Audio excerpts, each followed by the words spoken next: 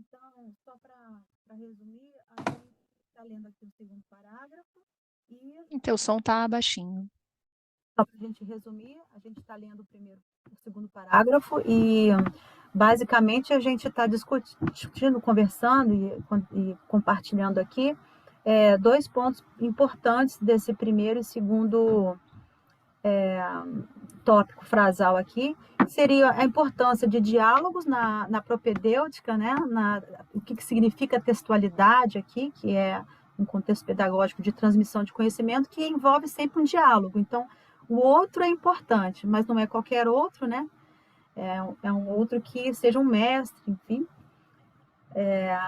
E a importância também de você estar como meio aberto, um pouco aberto. E a dificuldade que nós no Ocidente temos, devido a um histórico, né, político, religioso, econômico, de que muitas lideranças eram questionáveis na sua ética, nessa hora de ensinar, não é? Então, resumidamente, acho que se alguém quiser falar mais alguma coisa. Eu achei aqui, foi Nestor Garcia Canclini, que eu estava lendo. E ele fala que o outro só se reconhece, né? O um só se reconhece através do outro. Um povo se reconhece por causa do reconhecimento, que o outro reconhece, né? Senão ele fica invisível na sociedade ou numa relação. É o outro à medida, né? Não adianta você dizer que você. Eu acho isso o clichê, um dos clichês mais tolos que a gente tem na contemporaneidade, essa ideia de que você não tem que se preocupar com o que o outro fala, você não tem que, né, o que o outro diz não é importante, né? Essa desqualificação do outro, ela é perigosa, porque o tempo inteiro eu estou consciente ou inconscientemente, eu estou medindo a minha ação, o meu comportamento, como eu me coloco no mundo, a partir do que eu vejo do outro. E aí eu posso olhar, né, e considerar, as pessoas usam, sei lá, sapatos brancos, amarelos e vermelhos. Bom, eu não quero nenhum dos três, mas se eu fizer uma combinação entre uma cor e outra? A gente não tende a ir para um lugar de não existência, né? A gente vai criar sempre a partir daquilo que a gente vê, ou a gente vai copiar. O próprio Aristóteles vai falar sobre isso, né? O nosso processo de aprendizagem, ele é gradativo e aprofundado, começando com as percepções. As percepções, depois as memórias, depois as experiências, depois a técnica, depois a ciência. Então, assim, é um processo que demanda o olhar para o outro. A gente se compraz com o imitado, né? Ele vai dizer. É Então, engraçado isso. Desculpa, completo. não, e aí é interessante a Está gente muito pensar engraçado. a importância desse outro como medida para que eu vá me constituindo, né? Para que eu consiga olhar e aí de novo o Spinoza vai falar, para eu perceber o que me afeta positivamente ou negativamente, porque ele diz uma coisa que é fantástica, que é o seguinte: aquilo que gera em mim uma potência de agir, né, gera em mim alegria, é alguma coisa que está de acordo com a minha natureza. Aquilo que gera o incômodo, que gera tristeza, é aquilo que está indo contra a minha natureza, é contra a minha natureza. Mas exatamente porque é contra que tem um traço ali marcado, né? Que é o contrário. Aquilo que não me afeta é aquilo que não é nem a favor nem contra, é alguma coisa que nem passou em mim, nem não existe para mim. E aí eu Só só vou perceber, só no encontro que eu vou perceber, né? Olhando para o outro. os choques são importantes para você superar, né? Ultrapassar e ir mais a fundo na sua própria compreensão de mundo e de si próprio. Exatamente. Mas aí olha como é que uma dialética se estabelece aí, né? Porque partir do outro para saber o que você é, na verdade, ser o outro, né? Enfim, isso é um ponto. Aí, na teoria lacaniana, por exemplo, você tem, né, aquele triangulinho lá do real, do imaginário e do simbólico. O imaginário assim, muito superficialmente falando, até porque eu também não entendo muito, estou iniciando aí agora, mas enfim, tem o imaginário, que é o que você entende de você, mas que você nunca percebeu que isso que você vê de você sempre foi por intermédio do outro. E daí você cria os seus próprios parâmetros. Mas no processo psicanalítico é justamente para te levar ao lugar de que, opa, peraí, eu reconheço, eu estou reconhecendo agora que eu faço, que eu fiz e sou, enfim, sempre me reconheci por intermédio do outro. Pelo O que o que eu outro diz que eu sou? sou. Então o que eu sou? E aí surge a inquietude, né? Surge a angústia. E e é o que eu penso assim no meu processo, né, de meditação e tal. No final das contas, a gente quer se identificar, né? Aí volta, eu acho que o começo do que já está sendo discutido, mas aí mais assim precisamente em relação ao que está sendo discutido, que é a relação mestre-discípulo e a unificação com, com o divino, enfim. E aí, quando é que a gente faz essa diferenciação e quando não faz, né? Aí tem uma parábolazinha também, né, de que, né, se pergunta, você quer ser o rei ou você quer ser amigo do rei? Né? Ou seja, quando você está lá no Samadhi, mas que ainda você se reconhece, você está tendo o outro como uma referência. Enquanto que quando você é o rei, você é um. É um. Então, olha que paradoxo, né? Exato. Essa é a grande diferença, essa que é a grande coisa. Você não tem que precisa do outro para você se conhecer, para você compreender, e esse outro não é qualquer um também, não é? É aqui, Então, mas é, olha, assim, mas ao pegando o que o mesmo tempo para Alexandre, você ser um, não é? pegando o que o Alexandre falou, não sei se eu, né, estou interpretando errado, mas quando você falou da psicanálise, da psicologia, de Lacan, você reforça o ego. Eu não posso ser baseado no que o outro acha que eu sou. Mas quando a gente fala de mestre e discípulo, é muito diferente, porque o mestre é meu objetivo. Eu quero ser um com o mestre. Lembra que o Dilip fala assim, não quero superar, não é que o discípulo tem que ser mais que o mestre. Se tudo é uma coisa só, eu quero ser um com o mestre. Então é muito diferente. Eu acho que quando a gente trata ainda num nível egocentrado, onde eu preciso me conhecer, saber o que que é do outro, o que que é meu, a referência não é o outro, sou eu. É muito diferente quando a gente procura um outro tipo de conhecimento, onde tudo vai ser, não tem diferença entre eu e o outro, no sentido de que é uma unicidade. O meu objetivo é o mestre. Então, eu acho que são níveis diferentes. Por isso que, para Mas o que é o mestre? Aí o mestre, você está se referindo a um indivíduo? um indivíduo que passa o conhecimento. Isso. Porque, enquanto humano, não há como, enfim, somos assim, somos humanos, né? Somos humanos, ou seja, passíveis de, né, humanos passíveis de qualquer coisa, né? É uma dialética aí, cara. Isso que você está falando, Alexandre, me dá a impressão e compõe com o que a Rosana está falando, mas em Não, níveis, são né? complementares, são complementares. Eu estava pensando, você estava falando essa coisa do que o outro diz, o que eu sou, né? E aí eu acredito no que o outro diz. Mas é importante até esse movimento do outro, o outro me dizer alguma coisa para eu perceber depois que o outro disse não é bem assim, Você para depois eu concluir que eu autorizar, não. você É um movimento dialético autorizar, mesmo, né? se É, autorizar, né? Ou se autorizar a escutar alguém que você transfere, enfim, que há uma transferência, né? É outro termo psicanalítico. Ou seja, o suposto saber, né? Por exemplo, um analista, ele está numa posição de suposto saber. Se você se interessa em fazer, né? Ah, não, eu quero fazer terapia. Você vai escolher, enfim, vai acontecer algum processo inconsciente ali, às vezes nem não tão racional, e que você vai se abrir para escutar aquela pessoa, ou ela vai estar se abrindo, né? Melhor dizendo, para te escutar. Mas por quê? Porque você está ali num processo de entrega, num processo de né? Enfim, tem um bichinho ali te cutucando. Não, eu quero, pô, que angústia é essa, que agonia é essa que eu estou sentindo? Ah, entendeu? Então você quer alguma coisa.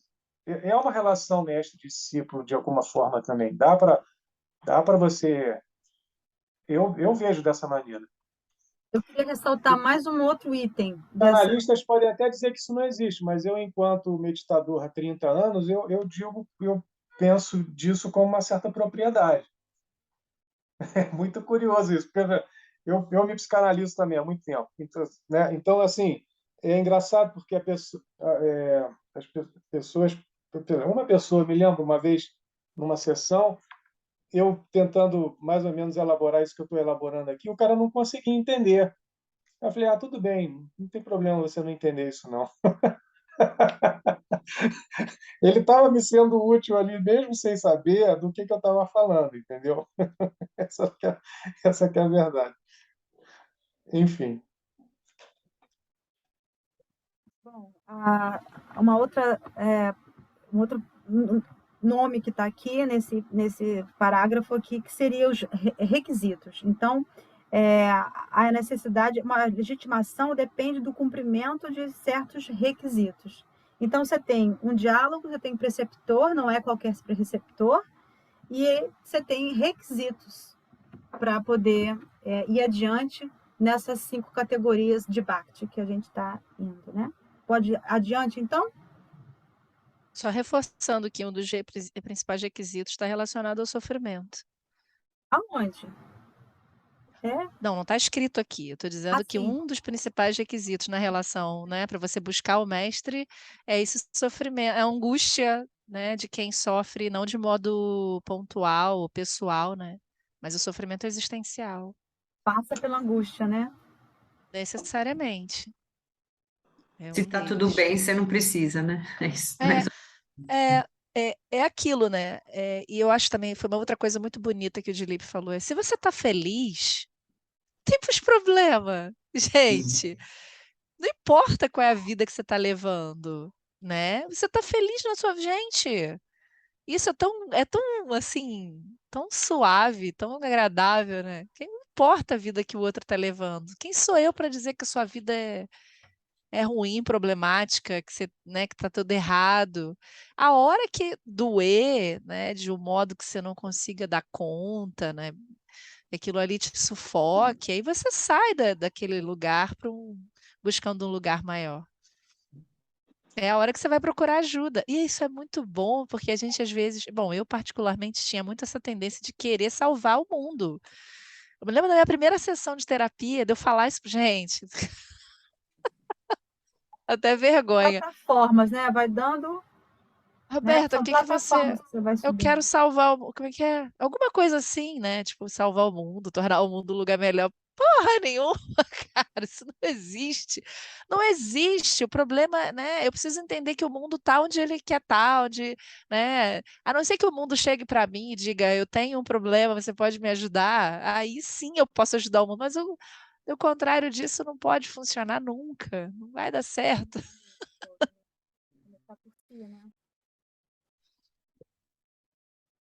Então, continuamos? Então, trata-se fundamentalmente de um texto força, isto é, um texto imbuído de uma capacidade, de um poder intrínseco de transformar o leitor buscador. Isso é incrível, né? De entrar, eu não sei vocês, mas assim, às vezes eu entrava na aula, porque a nossa aula era um diálogo, né?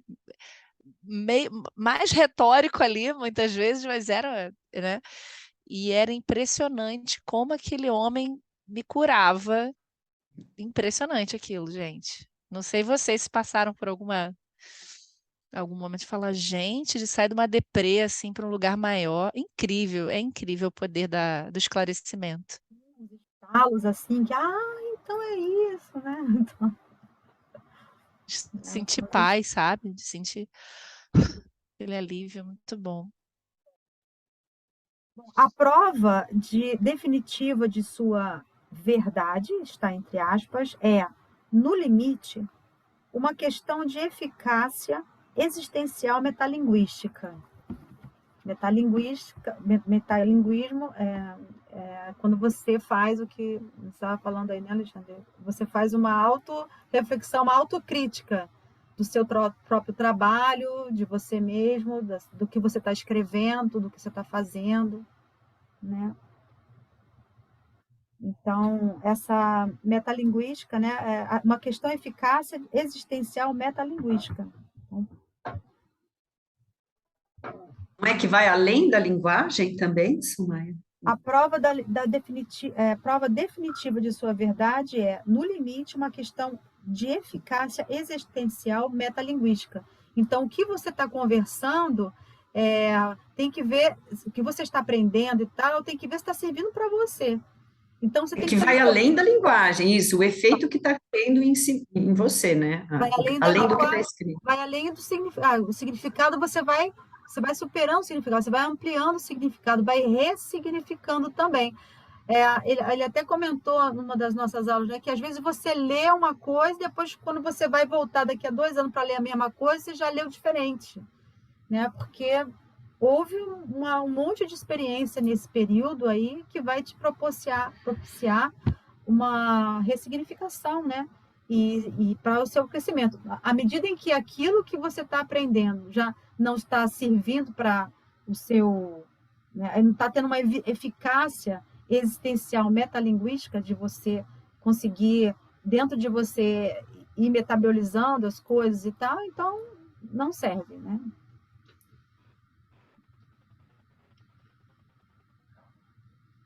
Então a prova não encontra-se a verdade, né? Não é a prova definitiva da verdade, porque a prova Mas é um definitiva da lugar verdade é uma mais questão esclarecedor, né? Para saber que isso está funcionando, é saber que está havendo uma eficácia internamente para você, porque você falou, né, Roberta, agora, né? Você conseguia na aula ter uma Me curar. né? Plenar. Tranquilidade. Bom, com efeito, o foco de reconciliação de sua discursividade multifacetada é um ser transformado.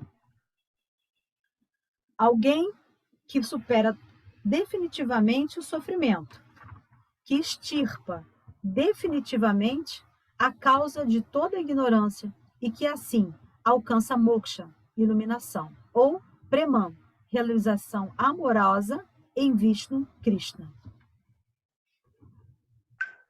Rosane? Aqui está, né? Mas quantas vezes não tem que se ler um Bhagavad Gita junto com o mestre, ouvindo as mesmas coisas para a gente chegar nesse ponto, né? Que não basta, como ele falou, não basta você simplesmente ler. Talvez se a gente fizesse o mesmo curso do segundo capítulo, tudo igual, a Roberta falou, né? A gente ouvisse de forma diferente e a transformação constante. Então, acho que não é numa única leitura, não é num único encontro, né? Tentando entender e absorver cada uma das É um partes. processo, né, um gente? processo. Contínuo. É impressionante isso. Cada vez que você escuta, você capta alguma coisa que aquele ser que ouviu no passado não foi capaz de captar. Eu Isso é estou muito ouvindo as bonito, aulas né? de novo, e como você começa a enxergar as coisas de uma forma diferente, né? O que ele fala, você não sai do lugar que você está, você não faz nada diferente do que você fazia, simplesmente você começa a enxergar as coisas de uma outra forma, né? É isso.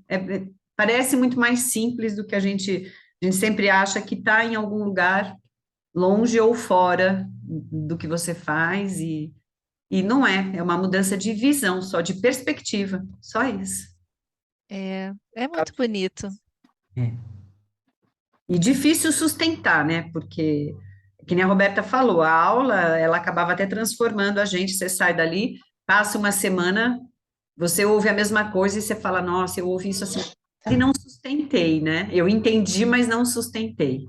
Então, por isso a necessidade dos encontros e do reforço de se falar, às vezes, a mesma coisa 1 milhão de vezes, né?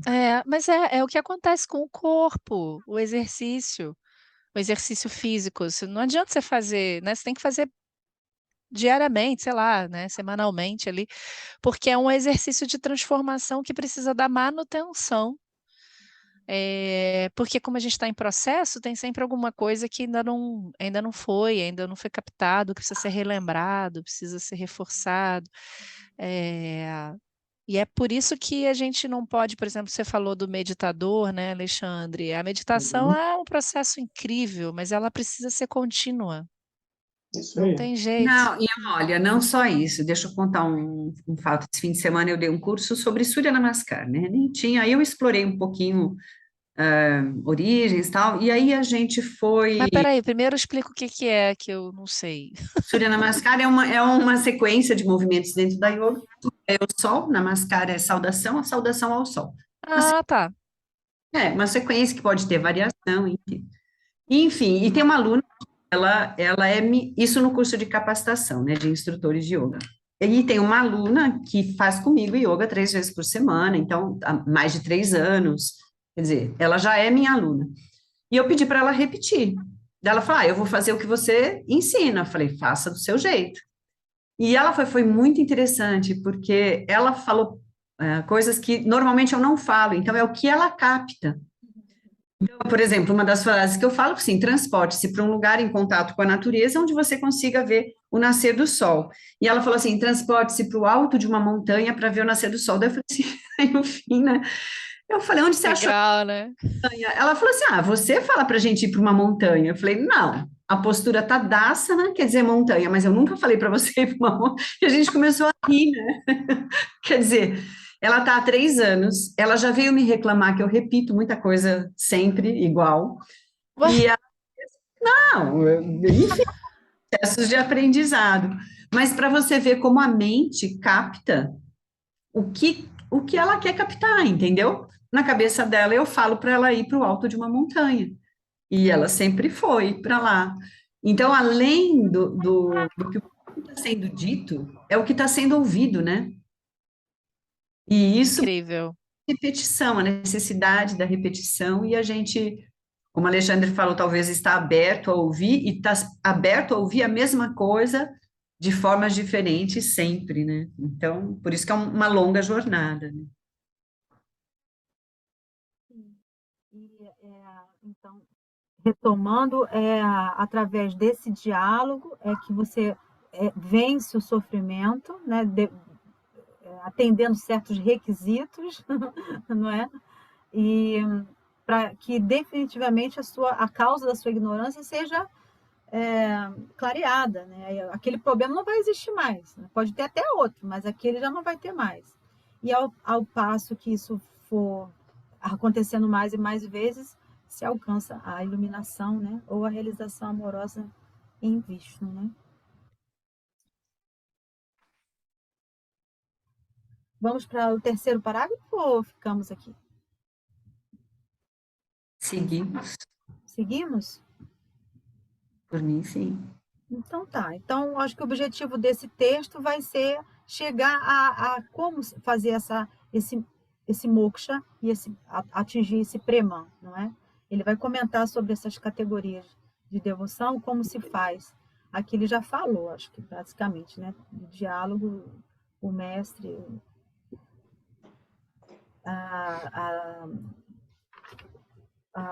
os requisitos e a angústia, né, que também está dentro desse processo, pode ser vista com tranquilidade, né? Você não tem que ficar toda hora feliz, né? Como diz lá o Karnal, né? Mostrar que fui a missa, kkkk, né? Qualquer coisinha, kkkk. Mostrar sempre bom, né? O sofrimento faz parte justamente para a gente crescer. Mas sabe qual eu acho que é o maior problema? Não é a gente aceitar o sofrimento, essa é uma questão.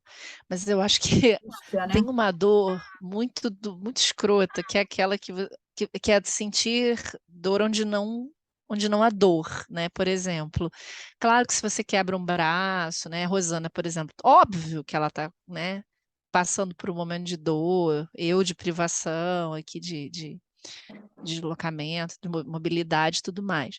Mas aqueles processos que são criados puramente na imaginação, por exemplo, a ansiedade, esses processos. Oi? Tá ruim o teu áudio. Sim. Ciúmes, né? É A muito raiva, o rapidamente, mundo né? mental, como ele pode ser doloroso e cruel, Aham. né? E como todo esse processo que a gente estuda aqui pode ajudar a gente primeiro a lidar com essas questões, né? Que eu vou chamar aqui de mais. Não posso, nem posso chamar, eu acho que. Nem sei como eu chamaria, É sabe? uma forma de sofrimento, afinal de contas, a pessoa não está bem. Não Não, é? É ela uma não tá. angústia. Mas Mas. é uma angústia diferente, existencial, como é o caso do Arjuna com Krishna, né? Aquilo ali é Mas é quase o uma tipo de. tragédia, chega a um ponto de tragédia, de trágico, né? Que um lado está Mas você certo e o outro lado entende, também. Suma, que são questões que envolvem o teu mundo mental e não são questões físicas, né? Literalmente físicas. E isso é muito interessante, né? Pensar o quanto a quantidade de vezes que a gente sofre por coisas que estão puramente no nosso mundo mental. Começa e termina na mente. Muito. Nossa. E é isso, né? Às vezes você olhar de uma forma, pensar de uma forma diferente, acaba a angústia, né? Parece que é mágico, assim, é um olhar diferente. Por isso que eu falei, é uma mudança de perspectiva. É como você falou, uma dor física, você tem que esperar passar, tomar um remédio, enfim, né?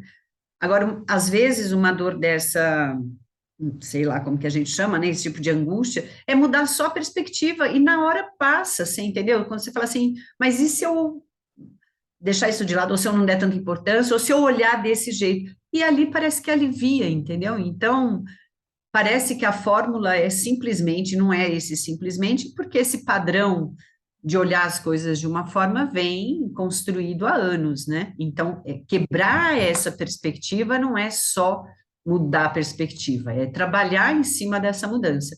Mas que a hora que você consegue, ela te liberta, porque aquilo não te faz mais sofrer, entendeu? A hora que você muda a forma de olhar, você fala, pronto, resolvi a minha dor, né? Terminou aquele processo de mudança e aquele ponto não te faz mais sofrer. Isso é libertador. Aí você percebe que talvez, você se questiona se talvez não dá para estender isso para outras situações, entendeu?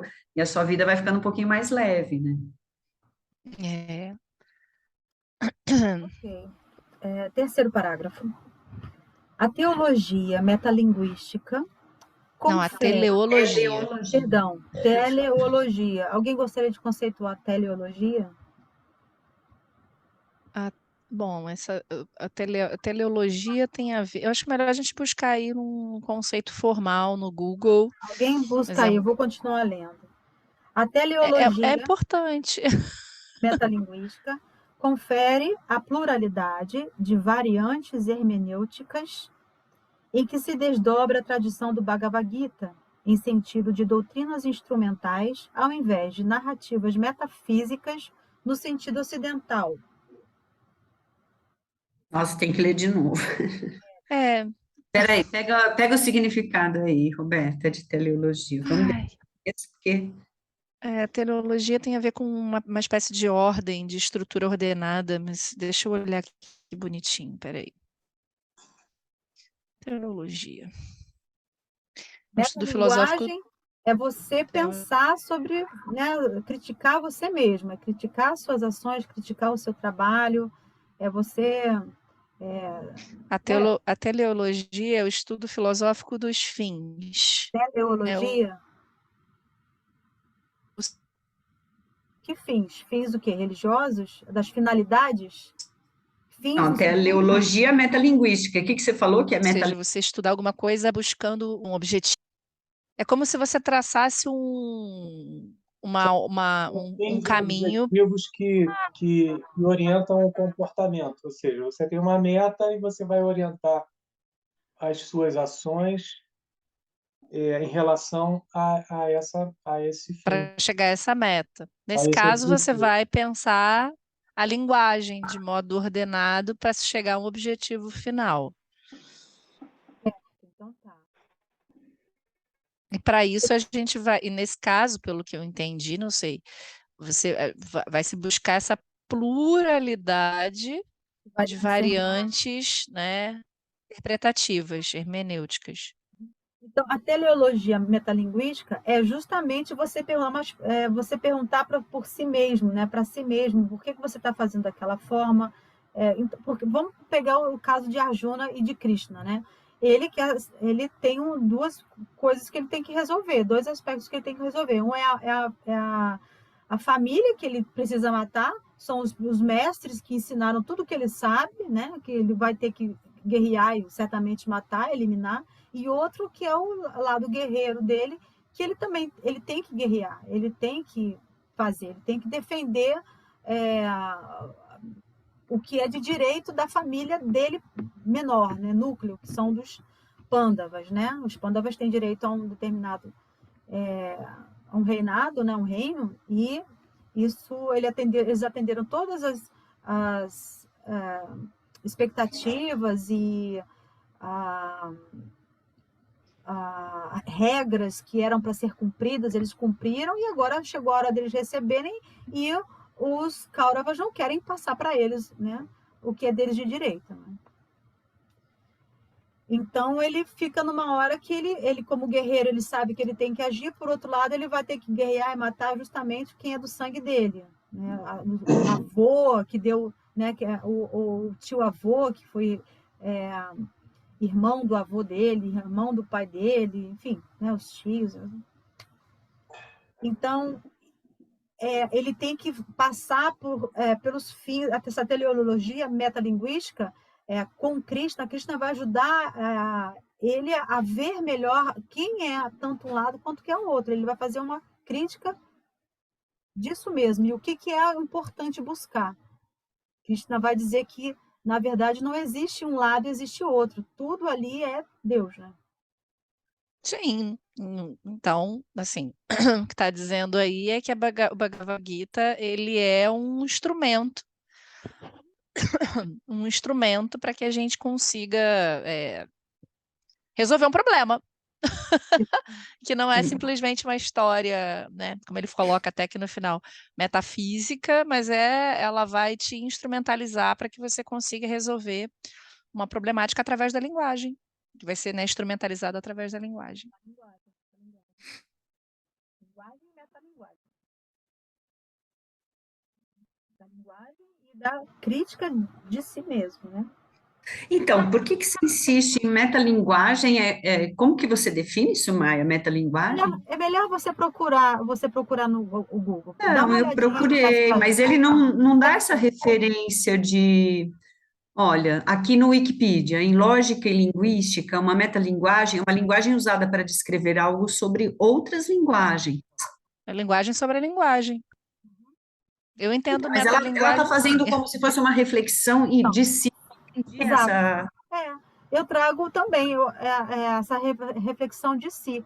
Quando você faz a reflexão, a metalinguagem, a metalinguística, ela vai estudar por que, por exemplo, eu falo queijinho sei lá, no Rio, e aqui em Juiz de Fora eu falo queijinho. O que eu estou fazendo? Eu estou reduzindo o finalzinho da palavra, mas não é só no queijinho, é no mineirinho, no docinho de queijo, eu não falo queijo, eu falo queijo, né? Então, o que está acontecendo ali? Eu vou começar a pensar da onde que isso veio reduzindo, né? No final das palavras que terminam com in ou com uma semivogal, né? Então, enfim, aí eu estou fazendo uma metalinguística, estou pensando sobre a própria linguagem, sobre a minha própria linguagem como usuária da língua. Eu tenho essa Então, mas você faz uma reflexão em cima da sua própria linguagem no sentido do exemplo que você deu, mas pode ser uma reflexão de uma linguagem em cima de uma outra linguagem qualquer. Sim, ocidental sobre uma oriental, por exemplo. Não, nesse caso aqui não é isso não, Rosana, é o que ela está falando. Ela é ocidental oriental, pode. Ué. Não, porque depois ele falou assim, ao invés de narrativas não. no sentido ocidental. Não, o que ele está dizendo é o seguinte, que Bhagavad Gita, não é, porque como é que ele entende? Narrativas metafísicas ocidentais, a gente pode pensar, por exemplo, nos textos do Heidegger, assim, ou do Sartre, que você vai ter um texto na íntegra que vão ali se desdobrando para tentar entender a diferença entre o ser e o ente, e é um sujeito só que está narrando retoricamente, tentando te convencer de alguma coisa sobre essa análise aí do que é ser e do que é ente, vai trabalhar a linguagem. O Bhagavad Gita não vai trabalhar dentro dessa ordem, ele vai fazendo inclusive uso do diálogo, te mostrar como você pode entender a diferença entre ser e ente, né? Só para usar aqui o mesmo exemplo. Só que é de uma forma completamente diferente. Eu não acho nem que essa frase seja muito relevante aqui para gente. Não sei. Eu Não, acho eu que só queria entender o significado de metalinguística, porque a Sumaya está sempre remetendo a uma autoanálise, assim, uma auto... E é isso que eu... por só isso exemplo, que eu queria entender. outro exemplo, você tem, por exemplo, tem uma poesia do Drummond e uma outra do João Cabral de Melo Neto. Eu acho que é Catar Feijão, do João Cabral de Melo Neto, e do Drummond, não lembro agora, mas depois eu posso trazer na próxima aula. Mas eles falam sobre o fazer poético. Como que a palavra chega até mim? O Drummond fala que é quando você menos espera, né? Você está achando que está com tudo, com as palavras, com a musa, né, da sua inspiração, e de repente, por um nada, ela escapa. Aí você não Entendi. consegue terminar a frase, não consegue terminar aquele poema. O Uhum. catar feijão é você limar a língua, refaz a rima de novo, e de novo, a forma da língua. Mas se ela não tem sentido, ela fica vazia, então se perde. Então, o que é fazer o poético? Então, os dois, nesses dois poemas, eles estão fazendo uma metalinguagem do seu próprio fazer poético. O que é fazer a poesia? Entendi. Então, nessa linguagem dialógica entre um mestre e um discípulo, né, como, por exemplo, o caso do Arjuna e do Krishna, eles estão conversando o que seria, então, mais importante. O que é o mais importante disso tudo que está acontecendo? Aí ele vai começar a pensar, poxa, eu sou guerreiro, nossa, mas eu também sou filho, eu sou primo, eu sou irmão, né? Eu sou pai. Como é que eu ajo aqui? É uma metalinguagem dele e também um pensamento sobre o que é, aonde que eles querem chegar sobre a sua autorrealização, né? A iluminação, né? Entendi. Obrigada. Chegar à unidade. Então, vou ler de novo, pode? Pode, e aí já segue. Não podia Tá ter muda, escrito Roberto. isso, não podia ter escrito isso de uma forma mais assim, para que isso? Ele. Acho sim também. Meu Eu acho que Deus! deve existir outros leitores que são muito exigentes, então é para esses leitores exigentes também. Mas Não uma sei, eu acho linguagem que é mais porque palatável. ele tem isso nele, né? E aí ele usa, né? Se você tem um instrumento, por que você não vai usar? A culpa é nossa. A teleologia metalinguística confere a pluralidade de variantes hermenêuticas em que se desdobra a tradição do Bhagavad Gita um sentido de doutrinas instrumentais, ao invés de narrativas metafísicas no sentido ocidental do termo. Ah, tem um detalhe aqui também. Quando ele abre para essas variantes hermenêuticas, ele está dizendo que, né, e ele cita exatamente isso, que há muitas interpretações mesmo da Gita, né, nas mais variadas tradições, mas que também isso não acontece no Ocidente, quando a gente pega essas narrativas metafísicas. Você não tem essa. Quer dizer, até tem, né? Você pode até ter algum campo de abertura de interpretação, mas não como a gente vai encontrar acontecendo com o Gita. Trata-se de adequações pedagógicas, isto é, caminhos alternativos existencialmente ajustados à pluralidade das formas de alienação e sofrimento humanos, que tendem, não obstante tensões e conflitos e diferenças doutrinárias, que vão de um monismo a um dualismo, e de um dualismo a um pluralismo realista, Vaishnavas e não Vaishnavas, a uma coexistência respeitosa, tanto diacrônica quanto sincronicamente.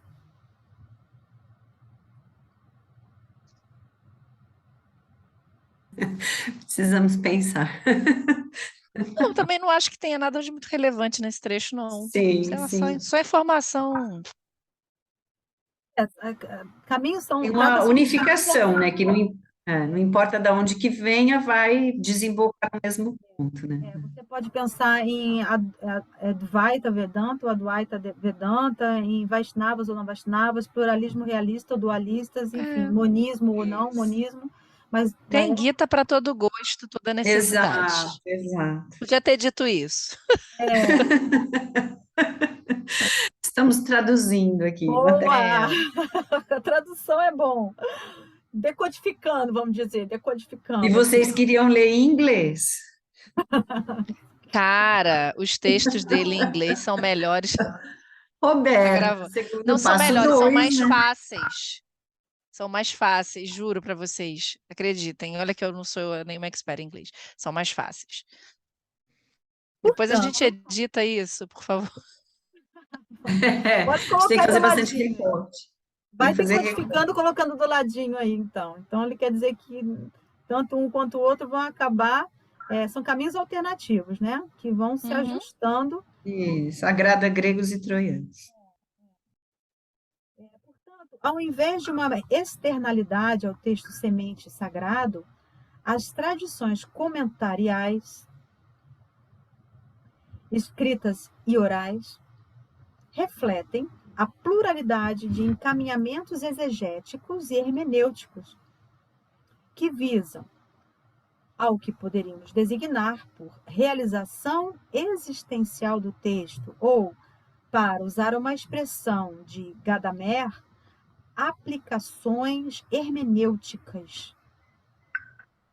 Não há margem neste horizonte para a dissociação ocidental entre o território da explicação verdadeira, a ortodoxia, e o território das dissidências heréticas, a heterodoxia. Não há margem neste horizonte para a dissociação ocidental entre a heterodoxia e a ortodoxia. Parece que as duas vão acabar se explicando, se aplicando. Que não tem uma verdade única, falar assim, essa versão é a versão verdadeira, né? Todas são de acordo ali com... Você sabe que eu tinha muita angústia no começo dos estudos, assim, eu falava com o Turci, né, que é o outro professor lá da FRJ, falava, Turci, qual é a edição que você usa, né, porque, enfim, todo o trabalho dele é em cima do Gita, e aí ele falou, olha, eu uso vários, aí me mandou uma meia dúzia, assim, acho que eu até já mandei para vocês um tempo atrás, eu uso vários, aí eu perguntava pro Marco Schutz também, tá, mas qual é a melhor? É a mesma coisa. Eu tenho vários. Eu falei, gente, que angústia. Pelo amor de Deus. Ai, engraçado, né? Só fazendo é que eu entendi o que aquilo ali queria dizer, né? Da importância de ter vários livros, de observando, percebendo o que cabe, né? O que não cabe em tempo algum, como aquela questão que a gente levantou. Mas só a maturidade mesmo, e foi tão Mas gostoso, né? o incrível é você pensar assim, porque a gente já teve a oportunidade de fazer as duas disciplinas, de fazer o Katha Upanishad, de fazer a base é a mesma. Então, assim, Aham.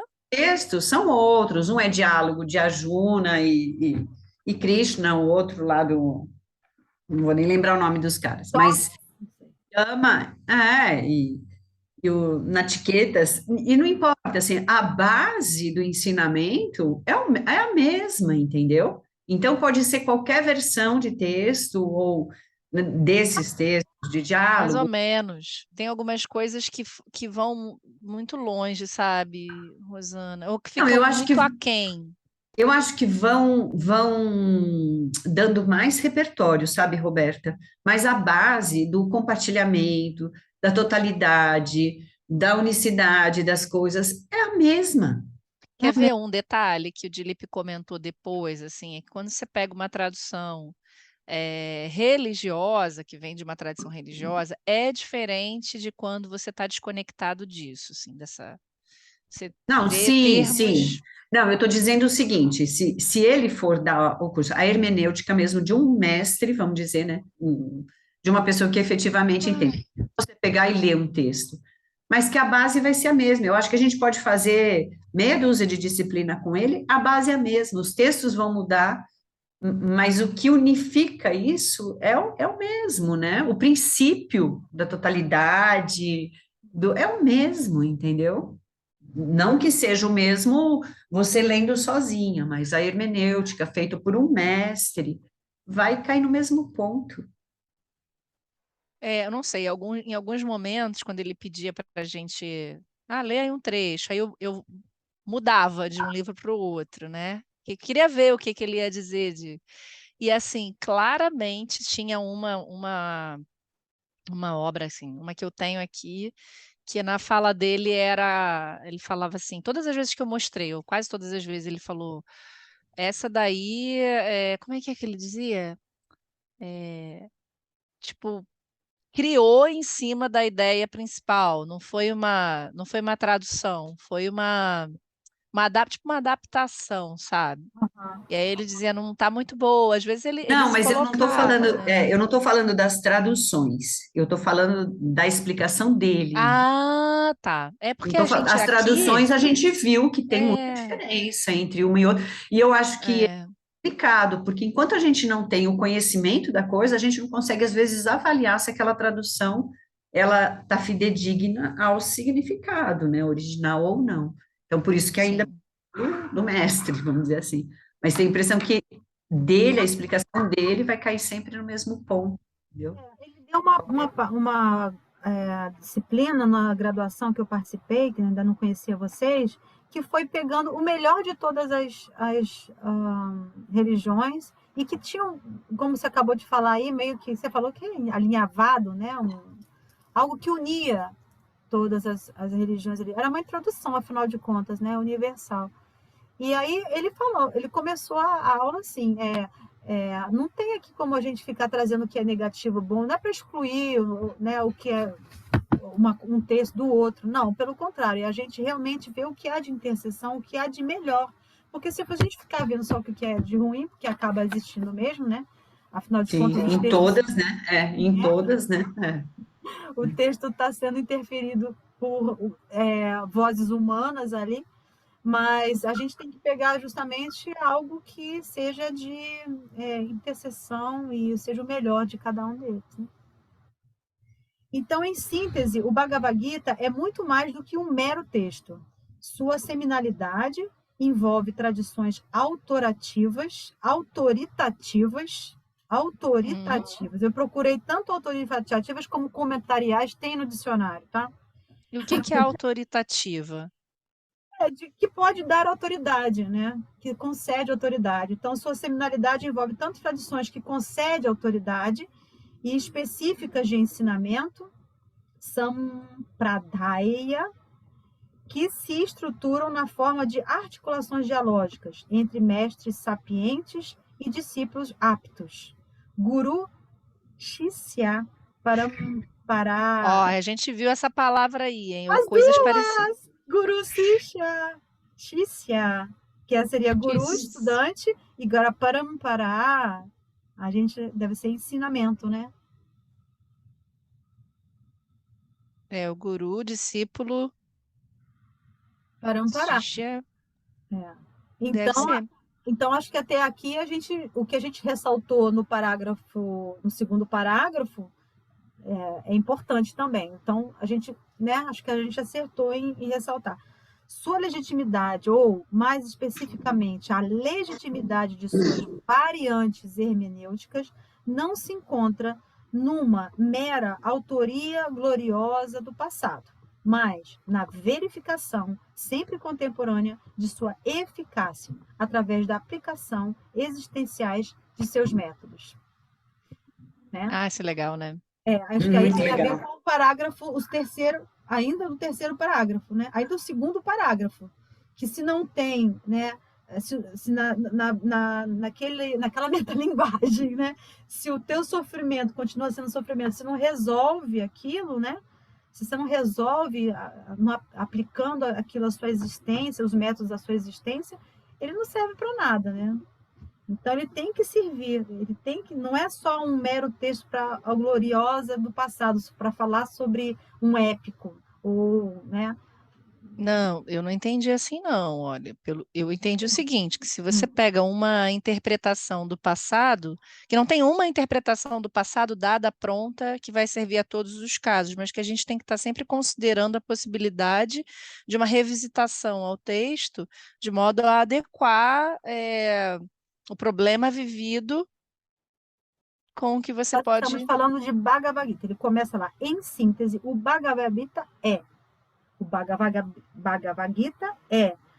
não uma mera autoria gloriosa do passado, mas na verificação sempre contemporânea de sua eficácia através da aplicação existencial de seus métodos.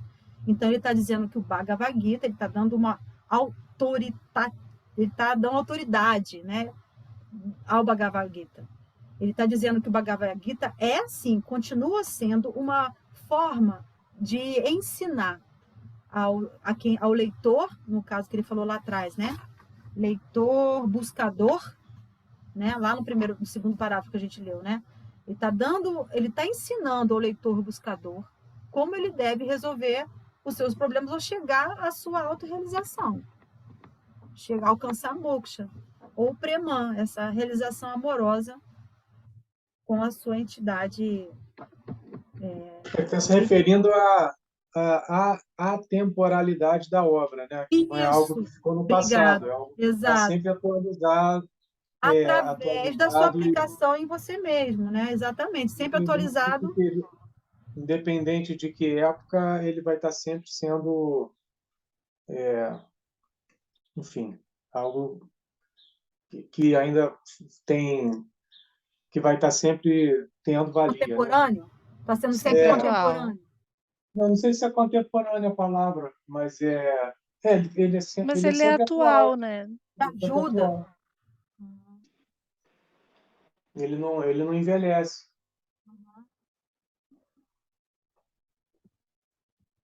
Isso é outra coisa fantástica, né, de pensar nos textos da Índia, que é exatamente essa, entre aspas, liberdade, embora que o Pablo falou na última aula, né, tem alguns Upanishads já cristalizados, né, mas que se ao longo do tempo um texto perde a sua eficácia de transformação, ele não é mais considerado um Upanishad, quer dizer, essa abertura que se dá de estar sempre revisando e validando a eficácia do texto sagrado, né, não é que é aquela coisa fechada, que ninguém pode nem questionar e nem mexer.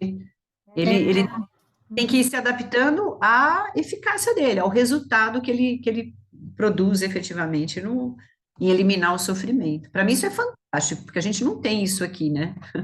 Você pega uma Bíblia, por exemplo. você não pode nem tentar interpretar de uma forma diferente, que você é considerado herege, qualquer coisa assim. Apesar de, como comentou um amigo, a partir do século XIII, você é autorizado a interpretar da sua forma. A partir do século XIII, quando estava começando o iluminismo, foi autorizado aos devotos, aos fiéis, que pudessem... Os sacerdotes, enfim, as pessoas que liam, né, o texto.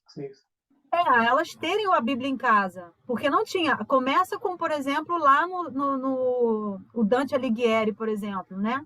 Ele traz a língua, sai do latim clássico e ele faz uma obra sensacional pelo latim vulgar.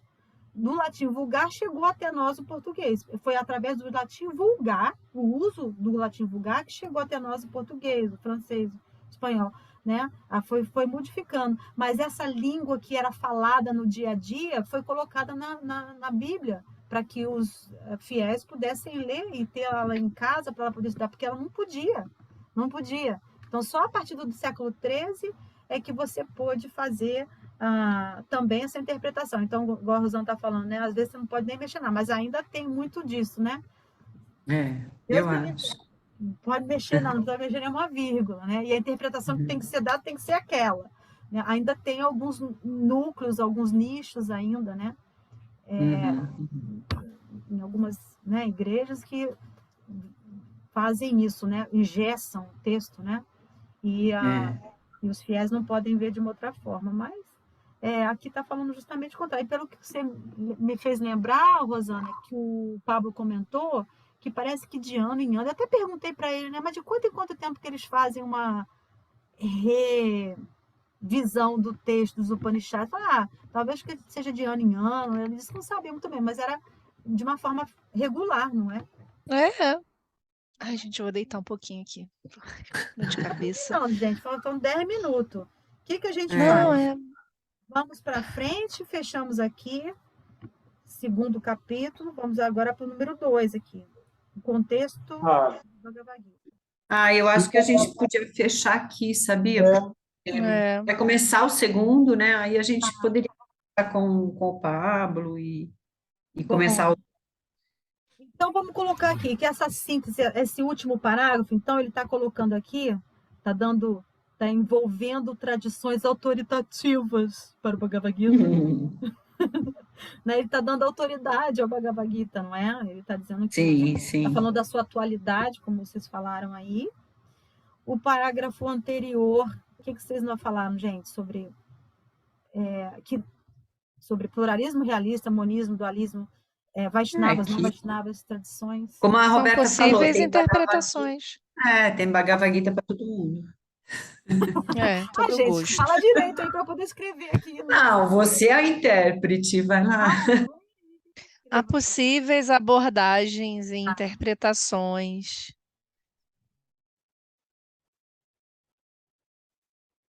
Isso é uma coisa que falam do yoga também. Que tem tanto yoga que não sei o quê. Alguma vai prestar para você. Assim bom que preste, né? Assim como meditação, né? Tem budista, tem Mahayana, Vajrasana, tem um monte. Procura teu caminho, enfim, né? Ok.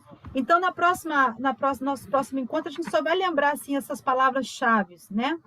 Do que a gente leu e damos continuidade? Acho que sim, né? Um resuminho e aí a gente vai para frente. Tem um negócio que eu queria ler aqui para vocês, mas é já mais espiritual. Pode ler? Pode. Assim, então, eu digo, obtenha o conhecimento intuitivo através de um verdadeiro preceptor. Você pode aprender isso através do conhecimento empírico. O conhecimento intuitivo não pode ser obtido nos livros.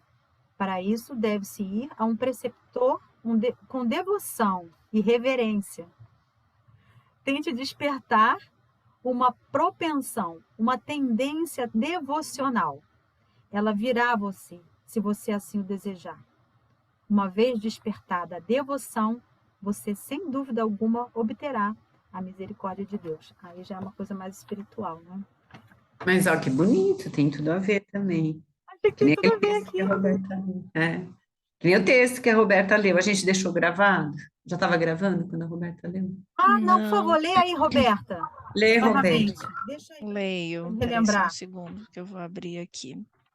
É um trechinho do livro Siddhartha, do Hermann Hesse, que diz assim: o pecador não se encontra a caminho do estado de Buda, não está em plena evolução, muito embora o nosso cérebro seja incapaz de imaginar as coisas de outro modo. Pelo contrário, no pecador já se acha contido hoje, agora mesmo, o futuro Buda. Todo o seu porvir já está presente. Tu deves respeitar na pessoa desse pecador, na tua própria pessoa, na de qualquer homem, o Buda em botão, o Buda possível, o Buda oculto. O mundo, amigo Govinda, não é imperfeito e não se encaminha lentamente rumo à perfeição. Não, cada instante é perfeito. Ai, bonito demais, hein? Gente, vocês têm que ler esse livro. Ele é fininho, assim, é tão gostoso, tão Mostra tão aí. lindo. Mostra aí, por favor. Para que eu vou pegar. Eu já vi, olha, nunca li esse livro. A gente pode depois ler todo mundo junto, né? Eu escutei esse Vamos, já que é livro, mas faz fininho. muito tempo. É fininho mesmo? Porque às vezes tem uns que são fininhos e são difíceis de ler. É, Não, esse é tranquilo e fininho, ó. Quer ver? Tá vendo aqui, ó. Olha a será? finurinha. Nossa, legal, ele é fininho pequenoso, mesmo. Ai, é 160, lindo, 180 gente. páginas. É isso? E ele é pequenininho, ainda por 140. Olha, rapidinho a gente lê. É, dá para ler rápido. Ah, é muito, muito gostoso mesmo. Assim, foi meu primeiro livrinho, sabe, assim, de contato com a Índia. E que ele faz uma visita, né, no início do século passado. Quer ver, olha, é um romance né, Baixa sua câmera, eu não consigo te ver. Ai, tá bom, tô deitadinha aqui.